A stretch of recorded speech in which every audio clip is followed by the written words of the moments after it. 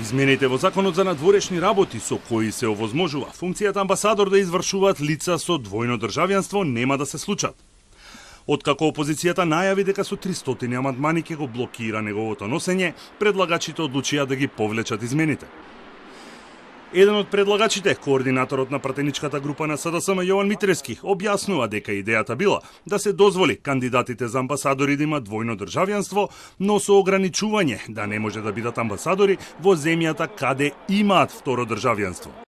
Овој ист закон, со ист текст, беше во процедура и во минатиот партенички состав и тогаш ВМРО ДПМН немаше никаква забелешка, ниту пак поднесен еден амандман. Тогаш беше истиот претседател на Собраниската комисија. Сега во контекст на другите случувања во нивната партија само глумат наводен патриотизам.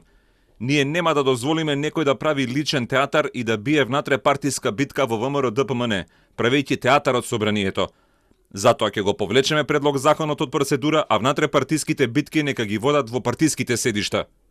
Митрески обвинува и дека ВМРО ДПМН веќе го кршеле законот, бидејќи во периодот кога ја воделе државата, испраќале амбасадори кои имале двојни државјанства.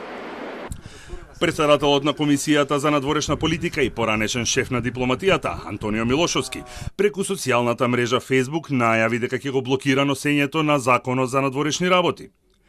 Милошевски смета дека покрај тоа што се коси со други закони, не е етички амбасадор да има двојно државјанство и тврди дека измените на законот се само поради неколку кадровски решенија на СДСМ и ДУИ. Сметаме дека е погрешно амбасадор да може да биде државјанин и на друга држава освен на Македонија.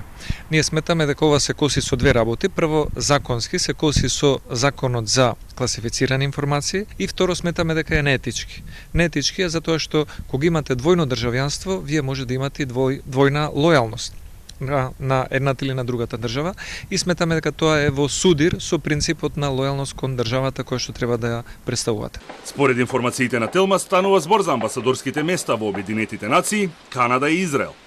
Најавите за двојно државјанство го отворија и прашањето за тоа дали воопшто високите функционери, министрите и нивните заменици, како и пратениците, може да поседуваат две патни исправи. Јас мислам дека секој кој што е носител на висока јавна функција и може да дојде или надлежноста му е таква да дојде во допир со информации од степен на државна тајна, не треба да има двојно државјанство без разлика дали е министер, премиер, претседател на држава, пратеник, директор на Агенција за национална безбедност или што и да е друго. Јас само можам една работа кажам дека во животот сум имал и имам само македонско државјанство, сосема ми е доволно. Благодарам за позивките од СДСМ, слободно нека продолжат. А членот 41 од Законот за класифицирана информација е јасен. Пристап до информации со степен на класификација државна тајна може да има само лице кое поседува само македонско државјанство.